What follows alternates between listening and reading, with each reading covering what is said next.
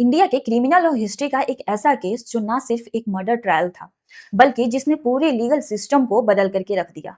यह था 1962 का K M Nanavati versus state of Maharashtra का केस, जो कि इंडिया का लास्ट जूरी ट्रायल केस था।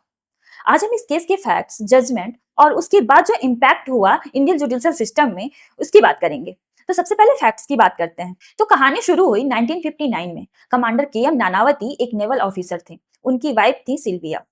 शादी को लगभग 15 इयर्स हो चुके थे। Nanavati most of the time duty की वजह से घर से दूर रहते थे। इसी बीच सिल्विया का एक बिजनेसमैन के साथ एक्स्ट्रा मैरिटल अफेयर स्टार्ट हो गया, जिसका नाम था मिस्टर प्रेम आहूजा।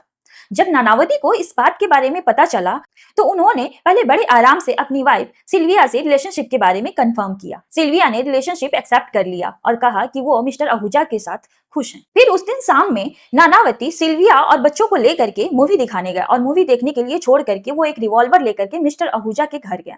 वहां दोनों के बीच हीटेड डिस्कशन और आर्ग्यूमेंट्स हुए।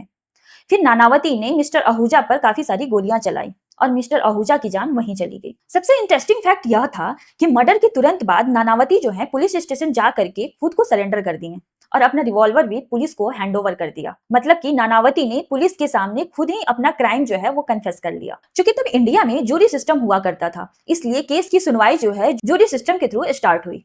जूरी के सामने फैक्ट्स को रखा गया।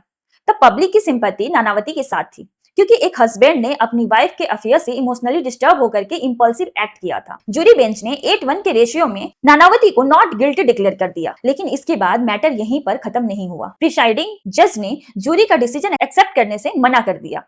जज का मानना था कि जूरी का यह डिसीजन पब्लिक सेंटिमेंट से इन्फ्लुएंस्ड है और ऐसा डिसीजन जुडिशियल सिस्टम में मिसकैरेज ऑफ जस्टिस होगा। फिर मैटर बॉम्बे हाई कोर्ट के पास गया। हाई कोर्ट ने नानावती को guilty of murder under section 302 Indian penal code declare किया और लाइफ इम्प्रिजनमेंट दी। नानावती ने सुप्रीम कोर्ट में अपील फाइल की। सुप्रीम कोर्ट ने भी हाई कोर्ट के डिसीजन को अपहोल्ड किया और स्ट्रॉन्ग रीजन दिया कि नानावती के पास सफिशिएंट कूलिंग टाइम था। मतलब वो इंपल्सिव गुस्सा करके नहीं, बल्कि प्लान वे में गन लेकर के मिस्टर आहूजा के घर गए। यह सडन एंड ग्रेव प्रोवोकेशन का केस नहीं था, इसलिए कोर्ट का कहना था कि यह एक मर्डर है, ना कि कल्पेबल होमिसाइड।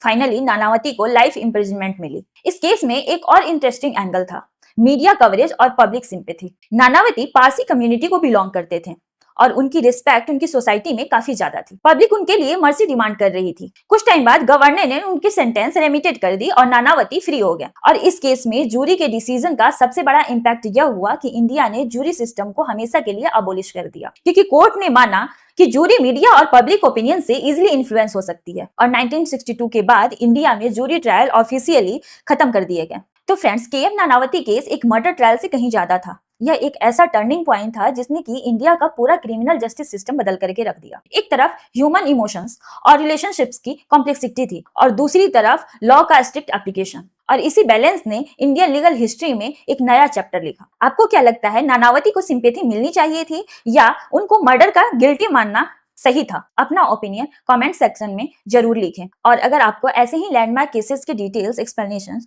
पसंद आते हैं तो हमें कमेंट सेक्शन में जरूर लिख करके बताएं कि नेक्स्ट आप कौन से केस की डिटेल जानना चाहते हैं।